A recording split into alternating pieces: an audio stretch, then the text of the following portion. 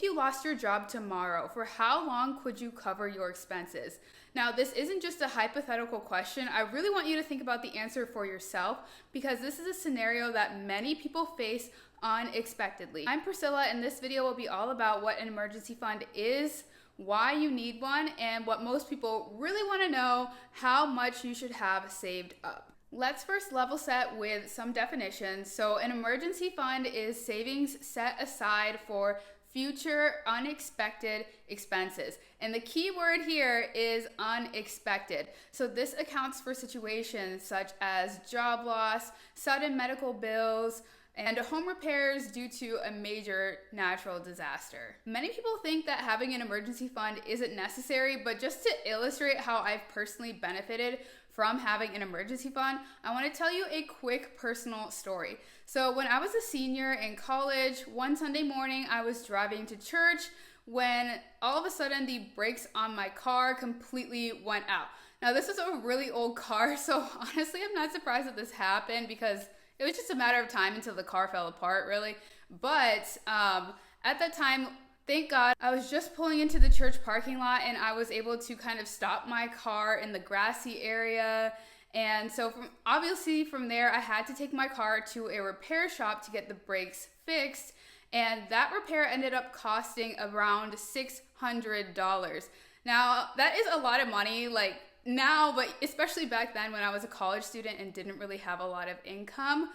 But at that time, I had already started an emergency fund, although I will say it was really small. It was maybe like $1,000, so it wasn't even 1 month of expenses, but it was something. And I was able to repair my car's brakes using that emergency fund money and didn't have to worry about stressing myself and figuring out how I was going to cover the cost of this repair because I needed my car to drive around campus, go to class, things like that, go grocery shopping. So it had to get done either way.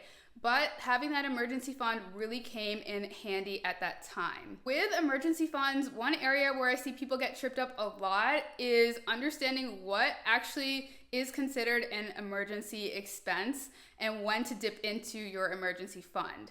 It's really important to differentiate between emergency expenses and irregular expenses because these two can be somewhat similar. Irregular expenses are non-monthly costs that can be somewhat predictable. And in my mind, there are three different buckets or say categories that really differentiate emergency expenses from irregular expenses. The first being urgency. So emergency expenses have to be taken care of immediately. They cannot wait, while irregular expenses can be anticipated and budgeted for. For example, Christmas gifts during the holiday season. So we know Christmas comes at the same time every single year and we can anticipate that and we can budget for it. You can actually start budgeting for the money you will spend on your Christmas gifts even in January if you really want to. This is something that can be tracked and you should not dip into your emergency fund to cover something like gifts at the end of the year. Secondly is predictability. So remember what I said at the beginning of the video.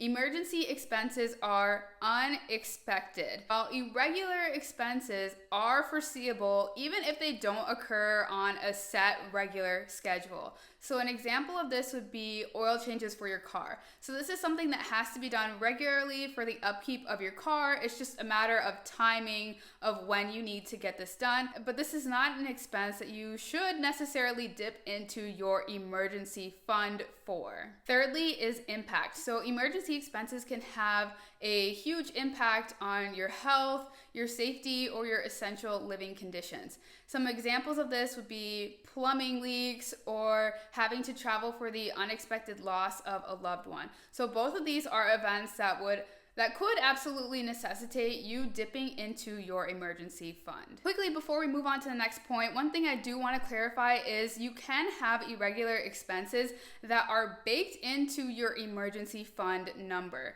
For example, I pay my water bill every 3 months. This is just the way that I'm billed where I live. But this is an irregular expense because it is a non-monthly expense. So I do bake that number into my emergency fund number because if something were to happen, I would want to continue being able to pay my water bills, obviously.